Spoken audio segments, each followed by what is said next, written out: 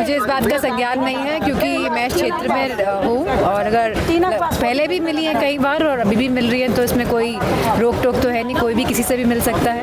पर अगर बीजेपी की प्रत्याशी के रूप में अगर मैनपुरी में उतरती है तो कैसी राय दिखेगी? मैं समझती हूँ कि समाजवादी पार्टी बहुत मजबूती से मैनपुरी लड़ रही है और लोगों का सहयोग, प्यार और साथ मिल रहा है। जेडीयू ने एक बड़ा अजीब सा बयान दिया है चुनाव इलेक्ट्रॉल बॉन्ड को लेकर।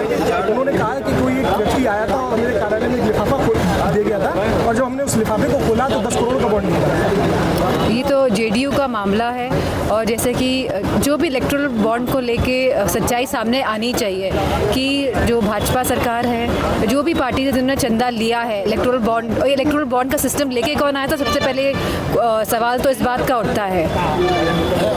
समाजवादी पार्टी का सुनने में आ रहा है, तो बता रहे हैं समाजवादी पार्टी के नेता भी कह रहे हैं कि भारतीय जनता पार्टी से मैनपुरी सीट को लेकर पैक्ट हो गया कि कोई प्रत्याशी नहीं उतारा है। क्या कहेंगे? किसके साथ पैक्ट हो गया? बीजेपी का मैनपुरी की सीट पे प्रत्याशी न उतारना समाजवादी पार्टी के नेताओं ने बयान दिया।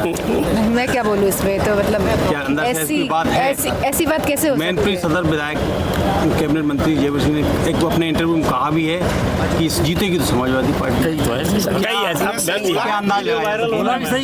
वो कभी कभी जो अंदर का जो अनुभव होता है वो जुबान पे आ जाता है, तो मैं समझती जो बात नहीं बोलना चाहते थे वो बोल गए। राहुल गांधी ने कहा है कि राजा की जान तोते में, जो उसी तरीके से राजा की जान ईवीएम में किस तरीके से देखती हैं? ईवीएम को लेकर के चिंता जारी है। नहीं, ईवीएम में लोगों में बहुत असमंजस है। बहुत सारे लोग लगातार बीते चुनाव में बात बोलता है हमने वोट तो इस पार्टी को दिया लेकिन हमारा वोट निकला नहीं है। तो एक तरह की क्लैरिटी होनी चाहिए। भले ही ईवीएम सही हो तो भी लोग चाहते हैं, गांव के लोग चाहते हैं, शहरी लोग चाहते हैं कि बैलेट पेपर से ही चुनाव हो। जितने भी देश हैं पूरी दुनिया में सब जगह बैलेट पेपर से ही चुनाव हो रहे हैं। ईवीएम आई थी, उसके बाद वापस लोग बैलेट पेपर पे गए हैं क्योंकि लोगों के मन में कहीं ना कहीं एक शंका का भाव है कि ईवीएम में वोट डालने पे जिनको हम वोट डालते हैं उनको वोट नहीं मिलता है। मैनपुरी में कन्नौज जैसी पुनरावृत्ति तो नहीं होगी, निर्विरोध निर्वाचन में होगा।